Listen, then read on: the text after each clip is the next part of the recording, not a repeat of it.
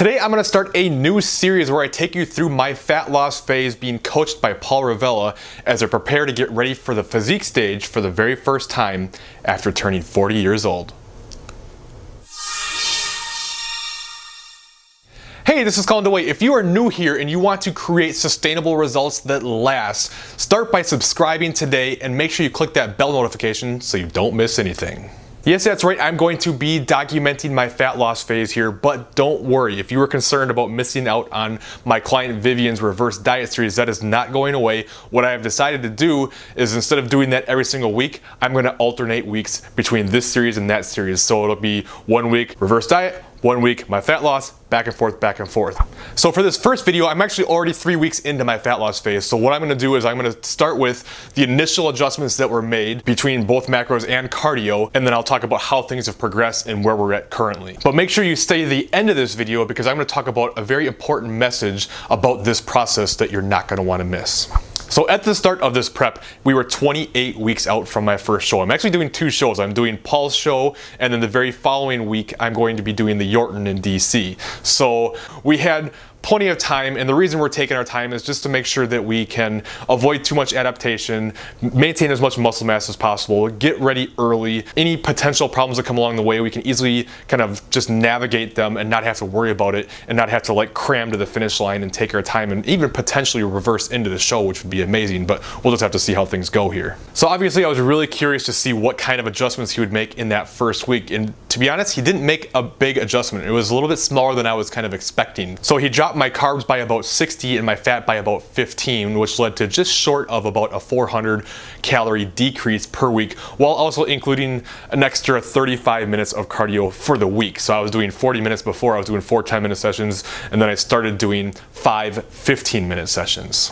And I'll be honest, I was a little concerned that we weren't making an aggressive enough drop to start with, and I just was worried that my body wouldn't really respond. But hey, that's why we have a coach. That's why I don't do things myself, because I can't be objective with myself. So in Coach Paul we trust. The guy is one of the best coaches on the planet, so I'm going to do whatever he says. It's my job to execute and not worry too much about, hey, is this the right thing to do or not? Another thing I want to mention too, these numbers that I'm giving you, these macros, that's kind of like the average for the week. So he actually gives me high and low day calories, which I can show you what that actually looked like here. So it's basically training day macros and non-training day macros. I'm honestly not a huge fan of this approach personally. It does make sense, right? You're going to burn more calories on days that you train that you don't train, but I would rather just personally, typically, just keep it the same across the board if we're not doing an actual refeed day, which we are not at this point, and just kind of go with that and just make it easy and more consistent and not have to worry about it. But hey, again, I'm gonna do whatever's asked of me right now.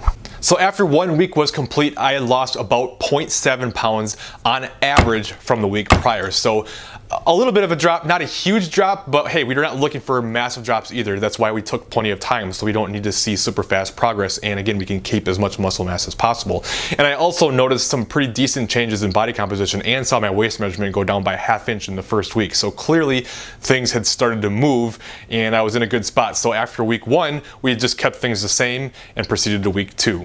Now week 2 was a completely different story. I not only didn't lose any weight, I actually gained 0.1 pounds on average, and I didn't really notice any real changes in body composition or waist measurements. And now I started to think, hey, like maybe we are not being quite aggressive enough. And I was still eating so many calories, so much more than I was used to. I was basically eating what used to be maintenance calories for me prior to having this really good reverse where I got up to 3,200 calories. So we were still at like 2,800, still eating a lot. So I checked in with Paul, we both agreed, I'm eating a lot right now, it's not a big deal, let's just make sure we can get things going, try to work into the 170s, and let's drop your macros some. So what he did was he dropped 40 carbs from both my training and non-training day macros, so my weekly average per day was 40 less grams per day. And with these changes, thankfully, that led to some nice changes with my body composition. So I started noticing in the mirror that I was starting to see new details, some new lines in the obliques and things like that. And my core was tightening up a little bit. And not only that, by the next week, my weekly average had gone down 0.9 pounds from the previous week. So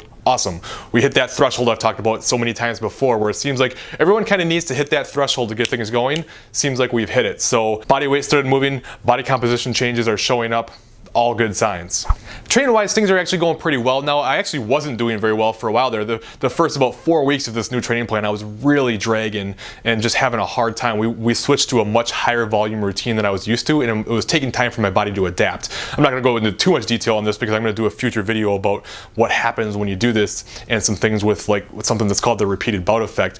But anyway, it just took time for my body to adjust and adapt. But now finally this last week or so, I felt really good. My strength has been on the rise. I actually hit 440 pounds for a set of 6 on deadlifts, which I don't think it's a lifetime PR, but it's getting pretty close. And considering I haven't done any real powerlifting training in a couple of years now, that's pretty dang good, and I was pretty excited about it. So strength is going pretty good. I actually find that that's not abnormal. Usually when you start a cut, it doesn't happen right away where you start losing strength. In fact, usually you don't really lose much strength until you start getting pretty dang lean.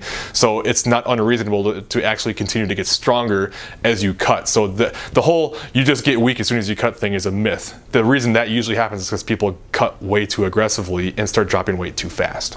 Now, one thing you might notice if you look closer at my actual macro sheet, I'm being pretty dang diligent with my macros, so I'm being pretty spot on, and we're getting within a couple grams of everything. This is not something I would normally recommend to most people, but I'm in a position right now where I'm doing this. I'm in show prep. I've been working almost 2 years at this. This is something that's really important to me. I want to make sure I give it every last effort that I have and leave nothing to chance. So because I'm doing this, don't make the mistake of thinking that that's something that you need to do. Are there benefits of being as spot on as possible? Certainly, at least in terms of your short-term results, but we always have to think big picture. But for me right now, I'm doing every little thing that I can to put myself in the best possible position to win. Now, if you'd like to know how I typically recommend you start a cut after a reverse diet or a bulking phase, make sure you check out the video that I have in this card as well as sitting over here, and check out that video next. Thank you for watching, and I will see you next time.